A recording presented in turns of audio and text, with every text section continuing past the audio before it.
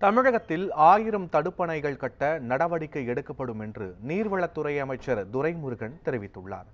சட்டப்பேரவையில் இன்று கேள்வி நேரத்தின் போது மதுரை தெற்கு தொகுதி சட்டமன்ற உறுப்பினர் பூமிநாதன் கேள்விக்கு பதிலளித்த அமைச்சர் துரைமுருகன், தமிழகத்தில் ஏற்கனவே 500 தடுப்பணைகள் கட்டுவதற்கான நடவடிக்கை எடுக்கப்பட்டுள்ளது என்று தெரிவித்தார்.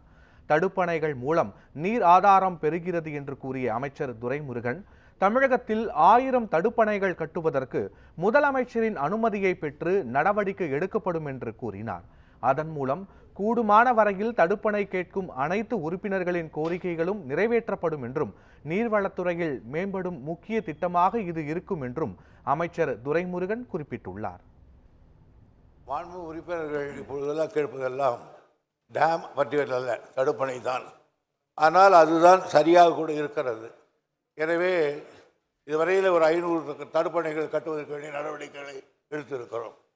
இந்த ஆண்டு நான் முதலமைச்சரத்தை மற்றவர்கள் கேட்டிருக்கிறேன், ஒரு 1000 தடுப்பணைகளை வருகிற ஆண்டில் கொடுத்தால் கூடுமான வரையில் எல்லா உறுப்பினருடைய கோரிக்கைகளையும் நிறைவேற்றப்படும்.